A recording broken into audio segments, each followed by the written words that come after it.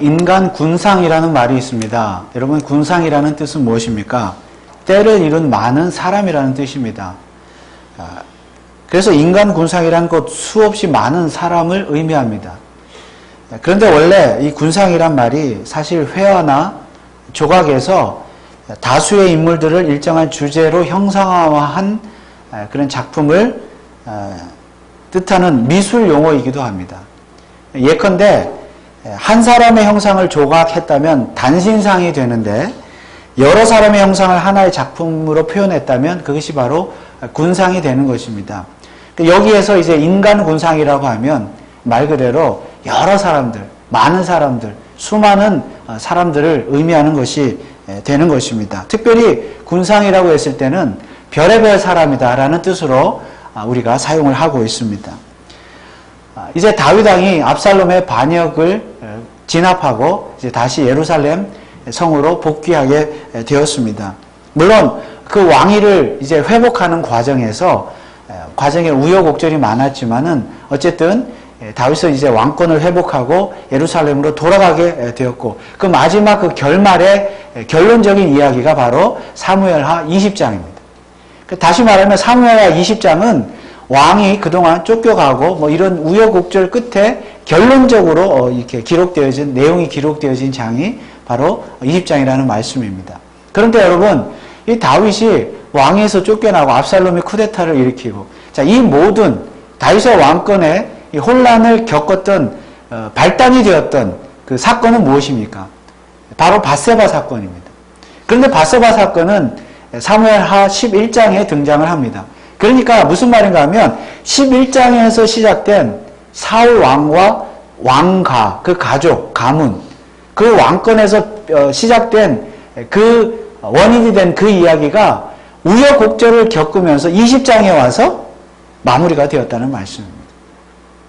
그런데 흥미로운 것은 이 11장에서 20장까지 다윗이 많은 고난을 겪게 되는데 왕이 되었음에도 11장에서 20장은 결코 짧은 장이 아닙니다. 사무엘하의 거의 절반에 가까운 이 장이 다윗의 고난, 피난 가는 그런 이야기들로 되어 있습니다.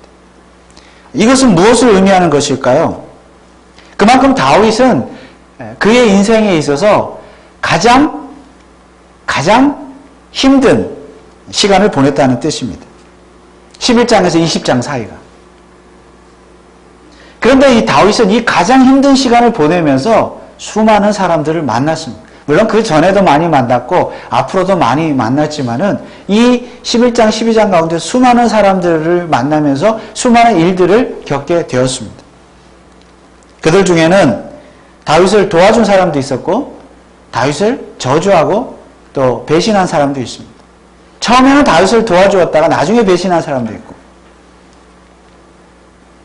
이리저리 기회만을 엿보면서 자신의 이익만을 추구했던 그런 사람들이 있었습니다. 그래서 오늘 이 시간에는 다윗의 주변에 있었던 주변 사람들, 굳이 다른 말로 한다면 다윗의 주변에 있는 군상, 여러 사람들, 별의별 사람들에 대해서 한번 함께 생각해 보기를 원하는데 특별히 다윗이 압살롬의 쿠데타를 피해서 피난을 가는 과정, 또 돌아오는 과정에서 만났던 군상에 대해서 한번 함께 살펴보기를 원합니다. 우선 다윗이 피난길에 만났던 사람들 중에 시바라는 사람이 있습니다. 그는 이 시바라는 사람은 다윗이 피난 가는 길에 두 나귀에 음식을 잔뜩 싣고 다윗을 찾아왔습니다. 그리고 음식을 나눠줬죠. 먹고 힘내라는 거죠. 피난 가는 길에. 왕과 그 일행들이. 참으로 고마운 일이 아닐 수가 없습니다. 그런데 다윗이 보니까, 왕이 보니까 좀 이상한 게 있어요. 무비보셋이 안 보입니다. 여러분, 무비보셋은 누구입니까? 바로 요나단의 아들이죠. 그리고 이 시바는 바로 무비보셋의 종이었어요. 종은 왔는데 그의 주인인 무비보셋이 안 온 거예요. 그것이 이상했습니다. 다윗 보기에는. 무비보셋 우리가 아는 대로 요나단의 아들이고 요나단은 누구입니까? 다윗이 예전에 사울 왕에게 쫓길 때에 언약을 맺었던 형제와도 같은 그런 사이 아닙니까? 그러니까 요나단, 내가 왕이 되면 너를 지켜주겠다. 언약을 맺었잖아요. 실제로 다윗이 왕이 되고 나서 어떻게 했습니까? 요나단은 죽었지만 그의 아들 무비보셋을 정말 아들처럼 이렇게 극진히 대우해 주었잖아요. 대접해 줬잖아요. 그랬는데 지금 다윗이 피난을 가는 피난길에 이 얼굴을 안 비치, 안 보여. 같이 피난길에 동참하지 않은 거예요. 종만 온 거예요. 그래서 이상하다 해서 그 종 시바에게 물었습니다. 너의 주인 무비보셋은 어찌된 일이냐? 이때 이 시바가 굉장히 충격적인 말을 하죠. 다윗에게. 어떤 말을 합니까? 다윗 왕이시여, 나의 종 무비보셋은 지금 다윗 왕이 압살롬을 피해서 피난을 가고 있는데 쿠데타 때문에 왕에서 쫓겨나고 있는데 내 종 무비보셋은 은근히 이 일을 기뻐하고 있습니다. 그리고 이참에 무비보셋 자신이 왕이 되어서 자기 할아버지 사울의 왕권을 회복하겠다. 부활시키겠다고 지금 음모를 꾸미고 있습니다. 이렇게 대답을 했습니다. 자, 이 말을 들은 다윗이 얼마나 충격을 받았겠습니까? 황당했겠습니까? 지금까지 자기 아버지 다윗 때문에, 그 우정 때문에, 언약 때문에 그렇게 잘 돌봐 주었는데 배신감을 느끼지 않을 수가 없었습니다. 그래서 다윗은 이 시바에게 뭐라고 말합니까? 좋다. 그러면 너의 종 무비보셋에 있는 재산을 다 너에게 주겠다. 너 가져. 이렇게 말했습니다. 그런데 여러분, 이 시바의, 종 시바의 말은 곧 거짓말로 들어가 나죠. 다윗이 왕권을 회복하고 다시 예루살렘으로 복귀할 때에 그때 무비보셋이 다윗을 만나러 인사하러 나옵니다. 그때는 다윗을 맞이하러 나와요. 자, 그때 다윗이 질문을 하죠. 무비보셋에게 약간 책망적으로 질문합니다. 어찌하여 내가 피난 갈 때는 같이 동참하지 아니하였느냐. 그랬더니 무비보셋이 이렇게 대답을 하죠. 사실은 제가 피난 갈 때, 왕이 피난 갈 때 저도 가려고 했는데 제가 말을 타려고 하는데 이 종 시바가 자기가 얼른 나귀에 짐을 싣고, 말이 아니고 나귀죠. 나귀에 짐을 싣고 혼자 떠나버렸습니다. 여러분, 우리가 아는 대로 무비보셋은 두 발을 다 절었습니다. 자기가 안장을 얹고 나귀에 물건을 싣고 자기 혼자 타기도 힘든 상황에서 시바가 그냥 종이 혼자 갔다는 거예요. 그리고 시바가 다윗에게 말했던 것들은 음모를 꾸미고 이렇게 했던 거, 자기가 왕이 되겠다고 이런 모든 것은 다 거짓말이라고 그렇게 말을 했습니다. 여러분, 이 시바는 왜 거짓말을 했습니까? 욕심 때문에. 자기 욕심 때문에 거짓말을 했습니다. 아마도 다윗 왕이 무비보셋의 재산을 다 자기에게 줄 것이라고 예상을 했는지도 모르겠어요. 그렇게 말하면, 거짓말을 하면. 그러나 어쨌건 시바는 어떤 사람인가 하면요, 압살롬의 반역이 실패할 것을 이미 눈치를 챈 것 같아요. 그러니까 다윗에게 잘 보인 거예요, 지금.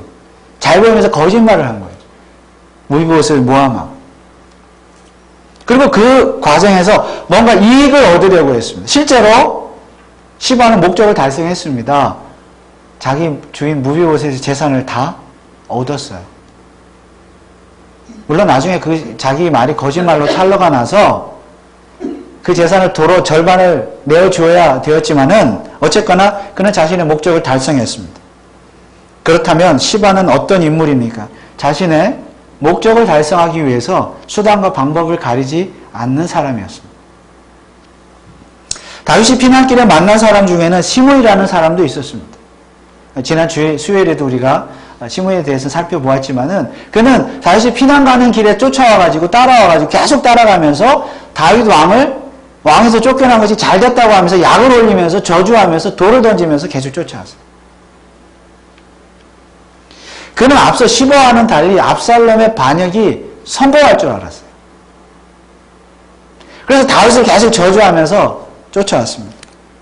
그런데 그의 기대와는 달리 압살롬의 반역이 실패하고 다윗 왕이 다시 왕국으로 돌아가게 되자 다시 다윗 왕 앞에 나타났죠. 그리고는 뭐라고 말합니까? 얼마 전에 말했던 저주했던 것 다 잊으시고 용서하여 주옵소서. 바짝 엎드려서 자신의 죄를 용서해달라고 간청했습니다. 물론 다윗은 시므이를 용서해 주었습니다. 그러나 나중에 다윗의 아들 솔로몬에 의해서 이 시므이는 죽음을 당하게 됩니다. 왜냐하면 다윗 왕을 저주한 것은 결국 하나님을 저주한 것이 되었기 때문에 하나님의 심판을 받게 된 것입니다. 그런데 앞서 시바는 거짓말을 통해서 자기의 이익을 추구했던 기회주의자였다고 한다면 이 시므이는 처음에는 다윗을 저주했다가 또 자기 압살롬의 반역이 이제 실패하니까 또 자기의 안위를 위해서 자기의 신변을 위해서 다윗 앞에 나와서 또 다른 말을 하고 자기의 다윗에게 잘 보이려고 했던 그런 사람이었습니다. 그런 기회주의자였습니다. 이러나 저러나 시므이 역시 자신의 이익을 위해서는 수단과 방법을 가리지 않는 기회주의자였습니다. 다윗의 군대 장관이었던 요압이라는 사람도 있습니다. 요압은 다윗을 대적해서 스스로 왕이 된 쿠데타를 일으킨 압살롬을 죽인 사람입니다. 다윗 왕 입장에서 보면 고마운 사람일 수 있어요. 물론 자기 아들을 죽였기 때문에 다윗이 굉장히 불쾌했고 슬퍼했지만 어쨌든 요압은 다윗의 압살롬의 쿠데타를 진압한 사람이에요. 압살롬을 죽인 사람이에요. 사실 압살롬은요, 자기 아버지의 왕권을 빼앗았고 그리고 아버지의 후궁들과 10명과 동침한 사람이기 때문에 죽어도 마땅한 사람입니다.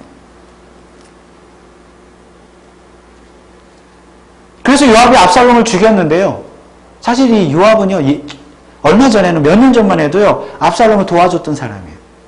압살롬이 여러분 자기 누이, 자기 그 형, 베달의 형 암논을 죽이잖아요. 죽이고 도망가잖아요. 다윗을 피해서. 도망 다닐 때에 다시 다윗 아버지에게 돌아올 수 있도록 중간에서 큰 공을 세운 사람이 바로 이 요압입니다. 그때는 압살롬을 도와줬어요. 그런데 지금은 압살롬을 죽였습니다. 요압은 왜 마음이 바뀌었을까요? 과거에는요, 요압은요, 다윗이 죽으면 압살롬이 후계자가 될 줄로 알았습니다. 그래서 압살롬 데려온 거예요. 그러나 이제 압살롬의 쿠데타가 실패했습니다. 그러자 그는 다시 다윗이 왕위에 복귀하자 다시 다윗의 편에 서서 압살롬을 죽였습니다. 그렇다면 요압 역시 자신의 이익을 위해서는 수단과 방법을 가리지 않는 사람임을 알 수가 있습니다. 물론 우리는 그런 악한 불의한 요압을 통해서라도 불의한 압살롬을 죽이게 만드는 하나님의 일을 이루신, 그래서 다윗의 왕권을 회복시키시는 하나님의 섭리를 깨달아요. 그런데 압살롬을 죽인 이후에 요압은 점점 더 기세등등해졌습니다. 그래서 다윗은요, 이 요압을 군대 장관에서 해임을 하고 대신 아마사라는 사람을 국방장관에 임명을 했습니다. 사실 요압과 아마사는요, 이종사촌간입니다. 요압은 다윗의 누이 스루야의 아들이고 아마사는 다윗의 또 다른 누이 아비갈의 아들이었습니다. 아무튼 아마사가 국방장관이 되니까 요압이 분노했습니다. 왜냐하면 자기 자리가 빼앗긴 것도 분노했지만 아마사는요, 처음에는 압살롬의 군대 장관이었습니다. 적의 군대 장관이었죠. 그래서 요압이 분노했습니다. 자, 그러는 와중에 오늘 20장 읽은 본문 이야기인데요, 세바라는 사람이 또 반란을 일으켰습니다. 다윗이 지금 예루살렘 왕으로 돌아가는 길이에요. 왕권을 회복하고 쿠데타는 이미 진압되고 돌아가는 길에 세바라는 사람이 다시 한번 다윗이 왕권이 복귀되는 그것에 불만을 품고 사울 왕가의 그 회복을 위해서, 부활을 위해서 반란을 일으켰습니다. 쿠데타를 일으킨 것이죠. 이때 다윗은 새로 국방장관으로 임명한 아마사에게 군사들을 이끌고 가서 이 세바의 반란을 진압하라고 명령했습니다. 그런데 이 아마사가 이 진압 작전이 실패했습니다. 지지부진해지자 요압은 지금 이제 쫓겨났는데 자기 자리에서 다윗 왕이 시키지도 않았는데 이 아마사를 도와주러 자기 군사들을 데리고 세바를 진압하러 나갑니다. 이게 오늘 본문의 이야기예요. 자, 세바를 그 반란을 진압하려고 아마사가 이미 그 자리에 있었고 싸우려고 있었는데 요압이 오죠. 요압이 오니까 아마사는 이제 반가워했죠. 요압이 아마사 이종사촌관이라고 그랬죠. 오늘 본문에 보니까 뭐라고 인사해요? 형이요, 평안하뇨.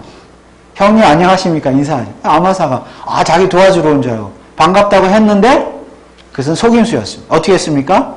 요압이 칼로 아마사를 그 즉시 찔러서 죽였습니다. 자기 이종 사촌 형을 죽인 거예요.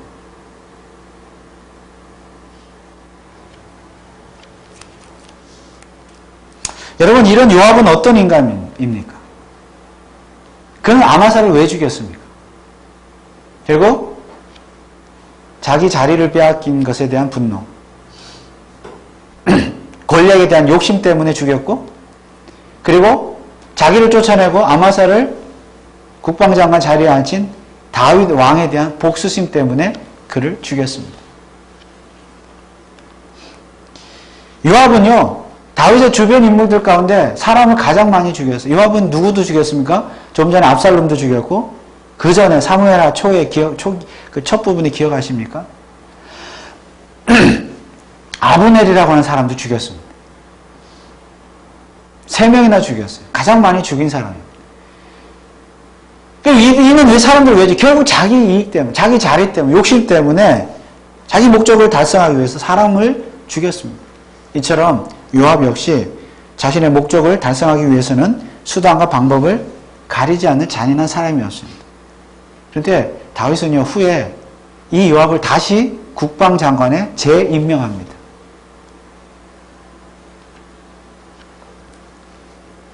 그런데 역사는 참으로 아이러니합니다. 요압은 사실 압살롬의 쿠데타뿐만이 아니라 세바의 쿠데타까지도 진압을 한 1등 공신이었습니다. 요압이 아마사, 자기의 이종사촌형을 죽인 아마사를 죽인 것은 잘못이지만 참 아이러니한 것은요, 그가 아마사를 죽임으로 말미암아 유다 백성들, 이스라엘 백성들이 마음이 하나가 됐어요. 왜냐하면요, 다윗이 새로 국방장관으로 아마사를 세웠을 때에 백성들은 싫어했어요. 왜냐하면 과거에 압살롬의 국방장관이었기 때문에. 백성들이 싫어해서 그의 말을 안 듣는 거예요. 국방장관의 말을. 근데 요압이 그를 죽이고 없애니까 백성들의 마음이 돌아왔습니다. 결과적으로 백성들의 마음이 하나 되고 군사들의 마음이 하나 돼서 세바의 반란을 진압할 수 있었다는 거예요.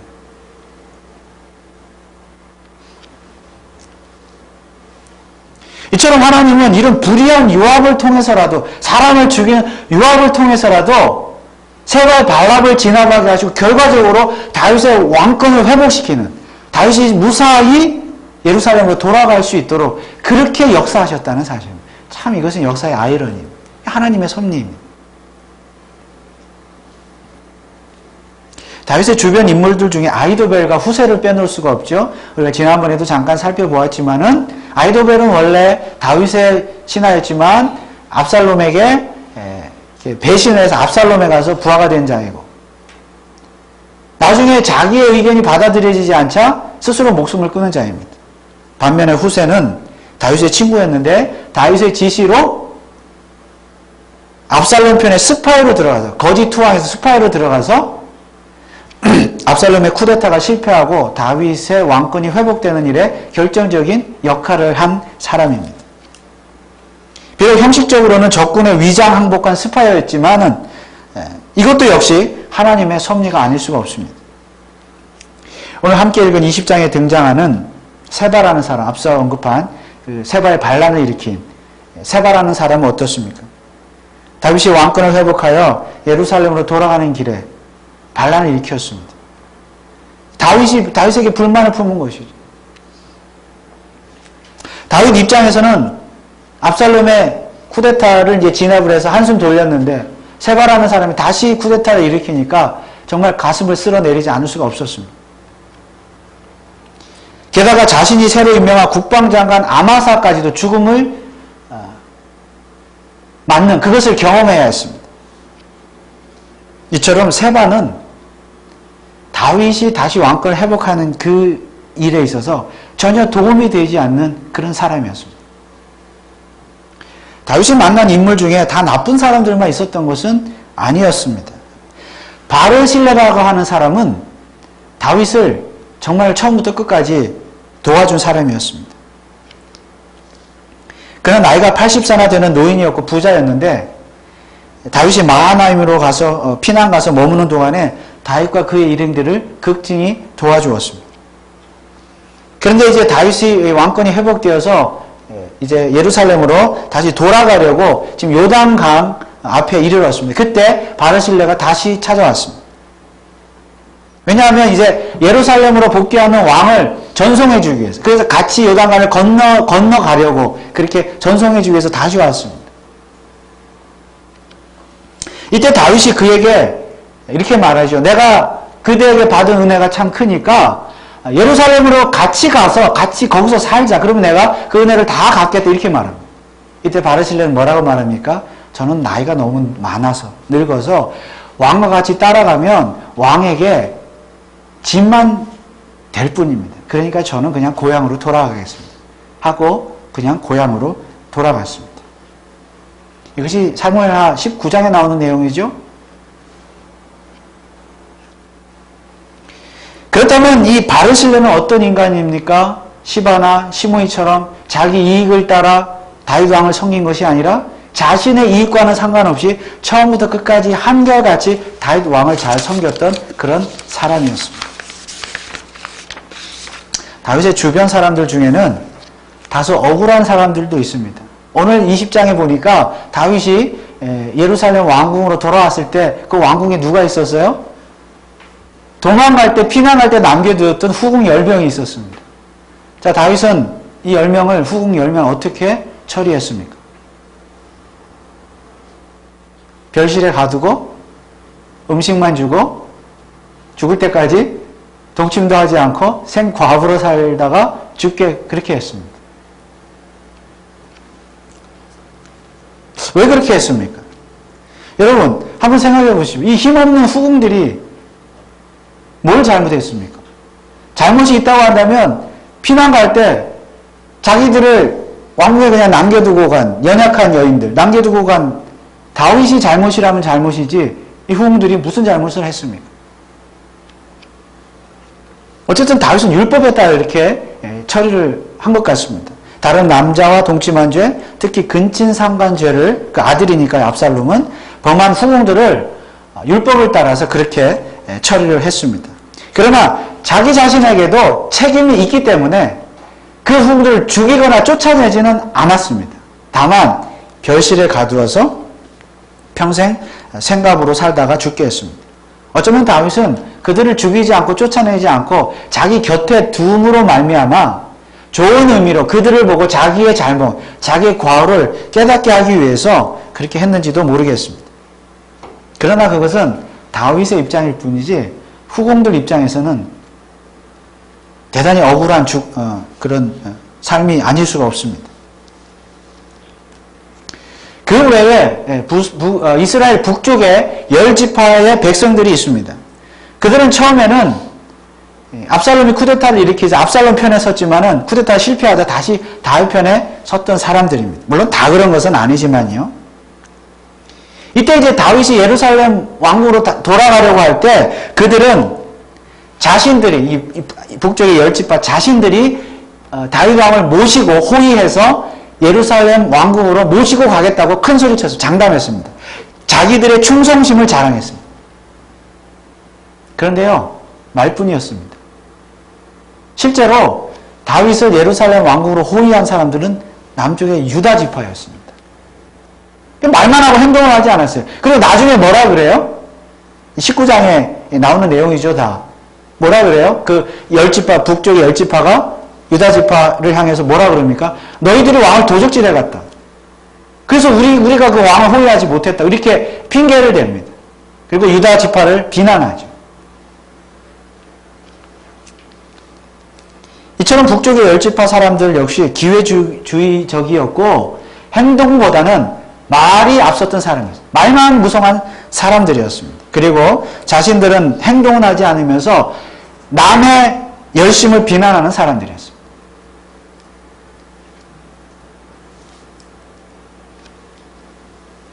여러분, 이런 군상이 별의별 사람들이 다윗 주변에 있었습니다. 어떤 사람들은 다윗을 처음부터 끝까지 잘 도와주었고, 어떤 사람들은 처음부터 끝까지 비난하고 대적했고, 어떤 사람들은 처음에 비난했다가 나중에 거짓으로 그 비난을 취소하기도 하고, 어떤 사람은 다윗이 직접 만나본 적은 없지만 배후에서 다윗이 예루살렘에 무사히 돌아갈 수 있도록 역할을 했던 그런 무명의 사람들도 있습니다. 어쨌거나 다윗에게 도움이 된 사람도 있고 도움이 되지 않은 사람들도 있었는데, 이런 모든 사람들이 다윗 주변에 있었던 주변 사람들, 군상이었습니다. 어떤 사람은 억울함을 경험한 사람도 있었지요. 그들은 다윗 주변에서 그들 각자의 입장에 따라 생각하고 행동했습니다. 자기들 입장이 있었죠. 그 입장에 따라서 다윗을 도와주기도 했고 대적하기도 했고 이러기도 했고 저러기도 했고 다 자기들의 입장이 있었습니다. 그런데 하나님은 이런 다양한 군상을 통하여 다윗을 예루살렘으로 돌아가게 하셨고 왕권을 회복시켜 주셨습니다. 하나님은 하나님의 일을 하실 때 하나님 혼자 일하지 아니하십니다. 그리고 하나님은 다윗을 다시 왕권을 회복시켜 주실 때에 다윗 한 사람하고만 일하지도 않으셨습니다. 다윗 주변에 있는 여러 군상을 통해서 하나님을 일하셨습니다. 그 군상 중에는 다윗에게 도움을 주는 사람도 있고 대적하는 사람도 있고 비난하는 사람도 있고 이랬다 저랬다 하는 사람도 있고 다윗을 위태위태하게 만드는 그런 사람들도 있다 할지라도 어쨌든 하나님은 그 모든 군상들을 사용하셔서 하나님의 일을 이루셨다는 말씀입니다. 구약의 다윗은 예수 그리스도의 모형입니다. 예수님의 삶을 보면 예수님 주변에도 많은 군상이 있었습니다. 처음부터 예수님을 메시아로 알고 끝까지 잘 섬겼던, 따랐던 그런 사람들도 있는가 하면 처음부터 끝까지 예수님을 저주하고 대적했던 사람들도 있습니다. 처음에는 예수님을 따랐다가 나중에 배반한 자도 있고 처음에 배반하고 저주했다가 나중에 예수님을 따랐던 사람들도 있습니다. 오병이어와 같은 경험 때문에 예수님을 그저 떡을 먹기 위해서, 밥을 먹기 위해서, 자신의 이익을 위해서만 쫓았던 그런 사람들도 있었습니다. 가룟 유다처럼 예수님을 따랐다가 배신한 사람도 있지요. 특히 예수님의 예루살렘 입성 때에는 그렇게 호산나 다윗의 자손이 하면서 입성을 열렬히 환영했던 그 무리들이 나중에 결국은 예수님을 십자가에 못 받게 되었죠. 이런 사람들은 마치 오늘 사무엘하에 나타나는 이스라엘 백성들이 다윗 편에 섰다가 압살롬 편에 섰다가 이리저리 왔다 갔다 하는 그런 사람들의 모습이라고 볼 수가 있습니다. 이처럼 예수님의 구원 사역은 주변의 많은 군상과의 그 관계를 통해서 예수님은 구원 사역을 이루셨습니다. 모든 인간이 다 기계적으로 예수님을 믿든지 아니면 기계적으로 예수님을 믿지 않든지 그렇게 한 것이 아니었습니다. 그러나 예수님은 궁극적으로 자신의 길을 걸어가셨고 십자가에서 인류 구원을 위한 대속의 죽음, 구원 사역을 완성하셨습니다. 마치 다윗이 많은 군상 가운데서 결국 예루살렘으로 돌아갔고 왕권을 회복시키셨던 것처럼 예수님도 많은 군상 가운데서 십자가의 길을 걸어가셨고 십자가에서 죽으심으로 또 3일 만에 부활하심으로 자신의 왕권을 확립하셨습니다. 예수님의 왕권은 지금 이 순간에도 역사를 통해서 회복되어지고 있습니다. 물론 오늘날 이 지구상에도 별의별 사람들 군상이 다 있습니다. 예수를 믿는 군상도 있고 예수를 대적하는 군상도 있습니다. 아예 예수에 대해서 무관심한 군상도 있습니다. 그러나 예수님은 지금도 교회를 통해서 그 인간 군상을 다 상대하시면서 예수님은 자신의 왕권을 이루어 가십니다. 구원하실 자를 구원하시고 하나님의 나라를 확장시키십니다. 그리고 자신의 왕권을 확장시킵니다. 왜냐하면 예수 이름 앞에 모여드는 사람이 더 많을수록 예수님의 왕권은 더 확립되기 때문입니다. 그리고 예수님은 마지막 때에 재림하셔서 정말로 이 세상을 심판하심으로 말미암아 자신의 왕권을 완전하게 확립시키실 것입니다. 그렇다면 오늘 저와 여러분들은 그 예수님 주변에 어떤 군상으로 살아가고 있습니까? 다윗 왕이 예루살렘으로 돌아가기를, 왕권을 회복하기를, 돌아가기를 원하는 군상입니까? 아니면 원하지 않는 군상입니까? 다시 말하면 오늘 우리도 예수 그리스도께서 왕권을 회복하는 그 일을 원하는 군상입니까? 원하지 않는 군상입니까? 쉽게 말하면 오늘 성도로 부름을 받은 저와 여러분들은 왕이신 예수님을 위해서 살아갑니까? 아니면 예수님을 위하지 않고 나를 위해서 살아갑니까? 결국은 우리는 성도로 부름받기는 했지만 한결같이 예수님을 왕으로 인정하며 사는 군상입니까? 아니면 내 이익에 따라서 이랬다 저랬다 하면서 결국 나를 왕으로 섬기며 살아가는 군상이냐 하는 말씀입니다. 다윗 주변의 군상을 보면 지금 말씀드린 그 인물들 자기들끼리도 서로 때로는 타협도 하고 협상도 하고 동맹도 맺고 그러다가 서로 배신도 하고 심지어는 죽이기까지 하는 그런 모습을 보였습니다. 말 그대로 인간 군상의 모습들입니다. 오늘 우리도 마찬가지입니다. 내 주변에도 여러분 주변에도 수많은 사람들이 있습니다.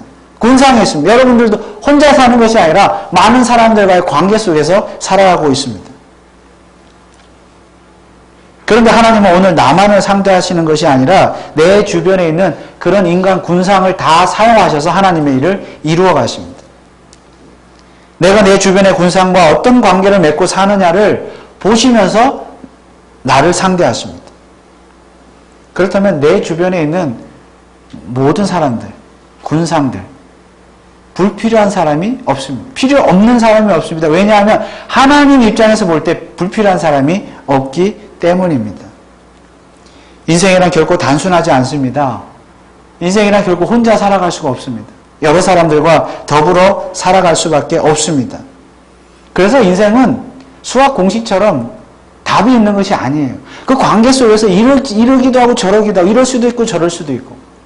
그러나 우리 인생에서 유일한 답이 있다면 정답이 있다고 한다면 바로 예수 그리스도인 줄 믿습니다. 우리는 다윗의 삶을 통하여 예수 그리스도를 볼 수 있어야 하고 그 예수 그리스도에게만 한결같이 충성하는 군상으로 살아야 합니다. 내 주변의 군상과의 관계 역시 다윗 왕이 예루살렘으로 복귀하는 일을 도와주는 군상으로 살 수 있도록 그렇게 관계를 맺어야 합니다. 나와 내 주변 사람들과의 관계뿐만이 아니라 그 관계는 나뿐만이 아니라 나와 그들까지도 다 함께 예수 그리스도를 왕으로 모시고 섬기는 그 일에 쓰임받도록 그렇게 관계를 맺어야 하는 것입니다. 결국 정답은 예수 그리스도가 우리의 왕이시라는 사실입니다. 예수 그리스도가 우리의 왕이십니다. 우리 자신이 예수님만 왕으로 모시고 살아야 돼요. 섬기고 살아야 돼요. 그런 군상으로 살아야 돼요. 그리고 내 주변에 있는 군상들도 다 그렇게 살도록 예수의 이름 앞에 무릎 꿇고 살 수 있도록 그렇게 복음을 증거하고 그렇게 사랑을 베풀면서 그렇게 살아야 합니다. 결국 하나님께서는 나를 포함한 모든 인간 군상을 다 사용하셔서 하나님의 일을 이루어 가실 것입니다. 그러므로 기왕 우리가 한 번 사는 인생이라고 한다면 어떤 군상으로 살아가야 될 것인가?